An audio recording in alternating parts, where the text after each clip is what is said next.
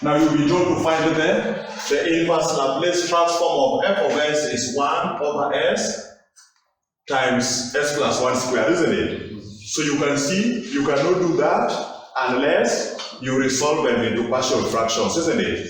So here we have 1 over s into s plus 1 squared. So you can see this first factor s is linear, isn't it? Yes, it is linear because s is like s plus 0. That is a linear factor when the highest exponent is 1, isn't it? Linear factor. So how do you resolve a linear factor? So it is just a over linear factor over your linear factor s, isn't it? And this second factor s plus 1 is also a linear factor which has repeated itself, isn't it?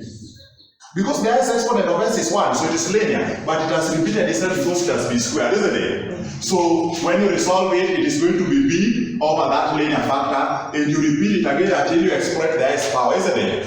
You resolve it again, it is another constant c over that linear factor squared, and 2 is the highest power of that linear factor, meaning you stop there, isn't it? So when you are resolving a linear factor, it is just a constant over the linear factor. When it is a repeated linear factor, you keep on repeating until you exploit the highest power, isn't it? Are we together? Yes. Then you put the LCM. So the LCM is what is here. Because we are going to compare their numerators, isn't it? So the LCM is s into s plus 1 squared. Then you start. Here we have a, then s goes here how many times? You block s, isn't it? Yes. It goes s plus 1 squared times, isn't it? Yes. Then we have plus b, isn't it? Plus b, then you move s plus 1 goes here how many times? Yes. When you remove 1s plus 1, you remain with s and s plus. Remember, s plus 1 squared means s plus 1 into s plus 1. So if you block 1s plus 1, you remain with s and s plus 1. See there? Good. So that is that. Then you come here, it is plus c. Then s plus 1 squared goes here how many times? You block s plus 1 squared. It goes s times, isn't it? Yes. So it is c times s. Then you now start comparing. The denominator is the same as the denominator, isn't it?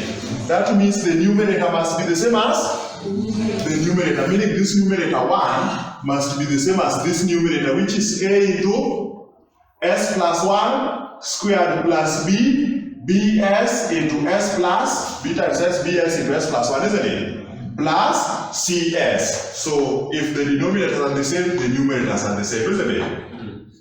Now we said there are two methods of doing this, isn't it? Yes. The first method, you are comparing the coefficients. If you are unable to get factors which take them to 0, isn't it? Yes. But when they are linear factors, then there's no need of comparing the coefficient. You just take a number which takes to 0, isn't it?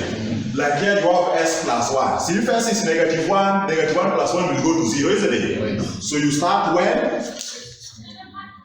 s is negative 1, isn't it? So when s is negative 1, this side of the equation you have 1 is equals to negative 1 plus 1 will be 0. 0 times here, everything here will go to 0, isn't it? 0, 0, negative 1 plus 1 is 0. 0 times everything here will go to 0, isn't it? Then negative 1 times c will remain with negative. Negative 1 times c will be negative c. See there? Yes. Good. Then in the end, what do you get to be the value of c? Negative 1. If you divide both sides by negative 1, isn't it? Are we together? Yes. You are done. Then what again can take s to 0 when s is 0? See there? Because 0 times the whole of this will go to 0, the 0 times all of this will go to 0, isn't it? Yes. When s is 0. So when s is 0, this side of the equation we have 1, then 0 plus 1 is just 1, then 1 squared is just 1, isn't it? So 1 times a is a, then 0 times everything there is 0, 0. So you remain with a is equals to what? A is equals to 1. So you found 2 of them. So it means the remainder you can let anything, isn't it? And the simplest one to let is 1. See there? So when s is equals to 1, this side of the equation we have 1, isn't it? Are we together? Yes. So 1 is equals to where there is s put 1. 1 plus 1 is 2. Then 2 squared? 4 times 8? 4a. 4 times a, you check where a is. 4 times 1 is 4. See there? Then you move here. S is 1. 1 plus 1 is 2. 2 times 1? 2 times b? 2b. Plus 2b, isn't it? Yes. Then s is 1. 1 times c? 1 times C? Negative 1 times -1, you get negative 1, isn't it? Yes. So if you simplify that, what do you get to be B? You can see here 4 minus 1 is 3, isn't it? Yes. 3 coming in this side, it becomes -3. 1 minus 3 is? -2. So it's like you have -2 is equal to 2B, isn't it? So what is B? If you divide both sides by 2, you get B to be -1, isn't it? Yes. So we found everything. So can we go back and put them there? Meaning our f of s, which was this function, is the same as this, isn't it? It's the same as a over s. And what is your a?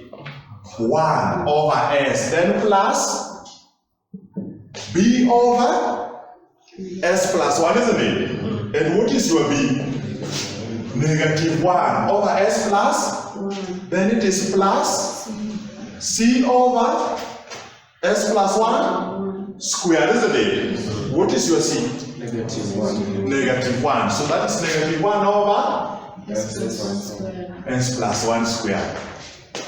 Are we together? That is f of s. Now for you to get the Laplace inverse of this, meaning you introduce Laplace inverse all through, isn't it? Yes. So you are looking this side, what is the Laplace inverse of f of s? Meaning the Laplace inverse of f of s, you go back to f of t. Senior. Are we together? Yes. You are going back, the inverse, isn't it? To be equals to the Laplace inverse of 1 over s. Senior. Yes. Then here, the constant here negative goes outside, isn't it? See, -1 goes outside there. Then it is -1 Laplace inverse of 1 over 1 plus 1 over s plus 1, isn't it? Yes. Then it is plus, see, -1 goes outside. So there. Yes. So you have -1 Laplace inverse of 1 over s plus 1 squared. Are we together there?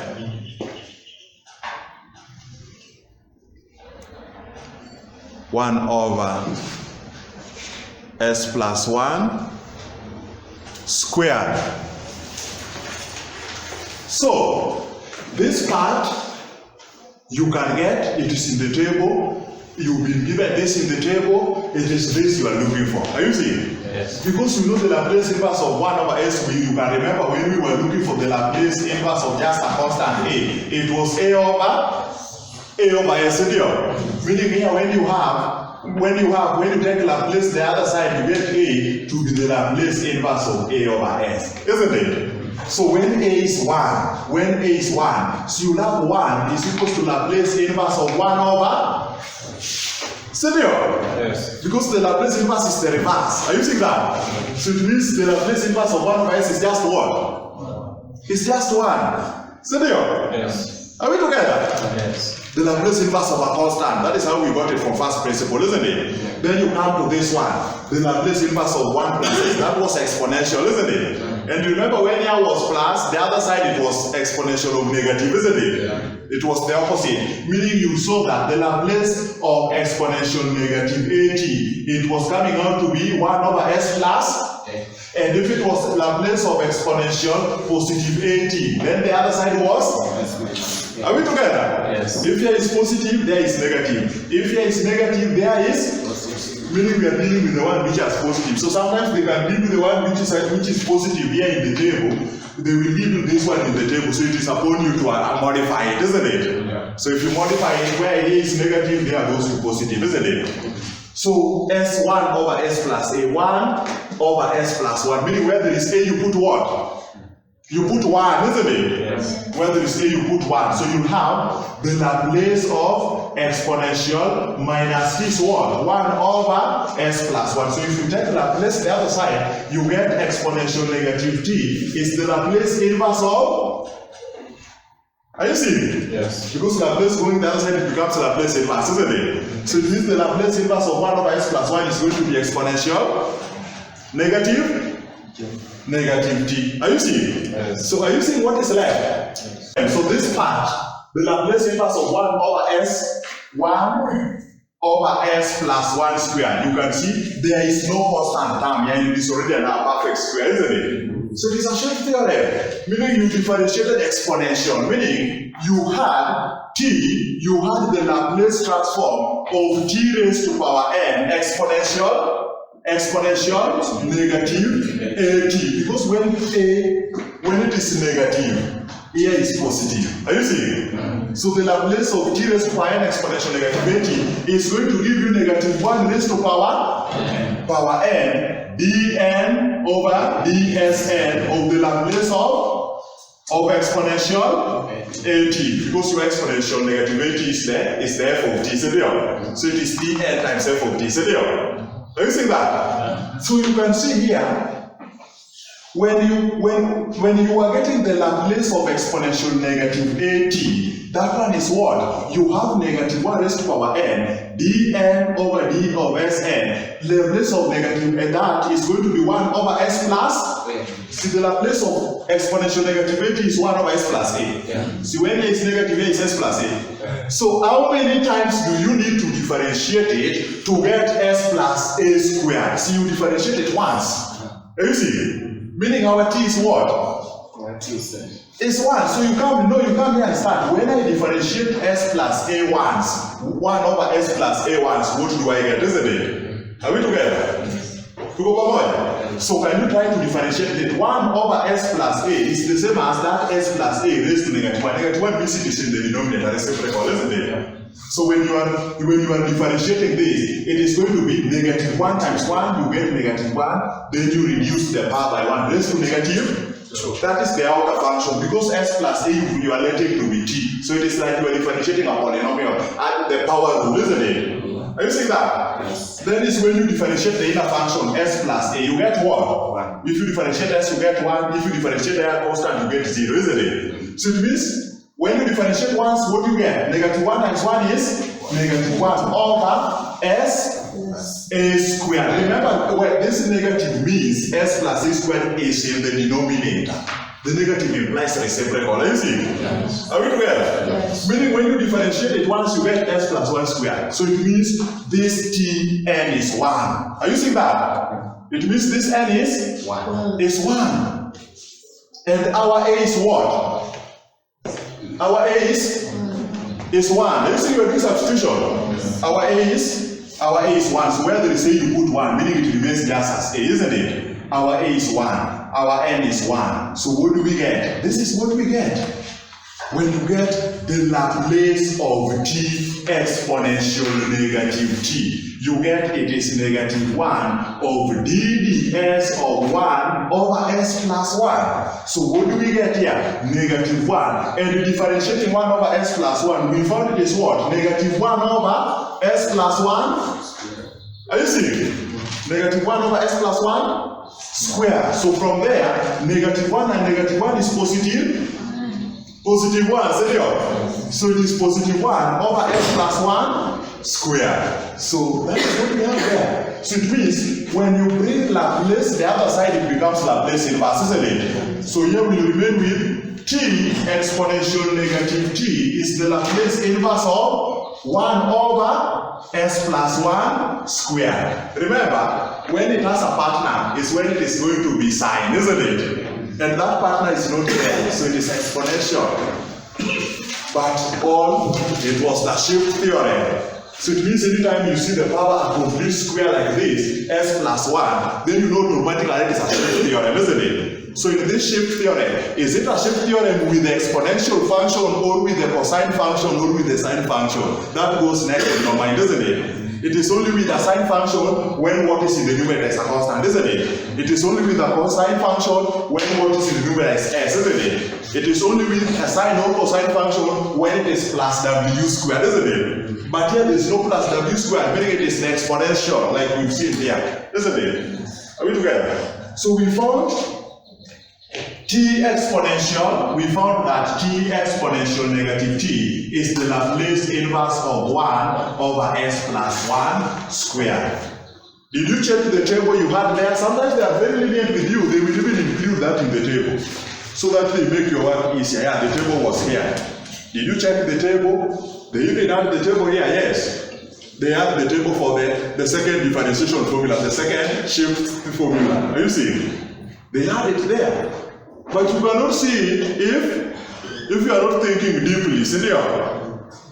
You have to be a deep thinker, senior. Then you will be able to see it. So can we now substitute everything? Substitute everything now to get the answer. I start. What is the Laplace inverse of f of s? So you get back your f of t. Because Laplace of f of t gives you f of s. So inverse of f of s gives you back your f of t. Isn't it? Are we together? So the Laplace inverse of f of s is f of t. Then the Laplace inverse of 1 over s we found is 1. We are now substituting everything, then it is minus, isn't it? Then minus Laplace inverse of 1 over s plus 1. Where is it? Laplace inverse of 1 over s plus 1 you found is exponential negative t. Then here we have again minus, isn't it? Minus 1 is just minus, isn't it? Minus the Laplace inverse of 1 over s plus 1 squared. Laplace inverse of 1 over s plus 1 squared is t exponential negative t. So it means, and you are done. It means for you to understand the shift theorem, you must know the shift theorem when you are multiplying with t with all the functions. When I multiply with t for the sine, what do I get? When I multiply with t for the cosine, what do I get? When I multiply with t with the exponential, what do I get? So that you don't go to an exam situation and you start thinking the way we were doing, isn't it? Are we together? Yeah. You go there when you already have the idea. Okay? So that is how to handle such kind of case.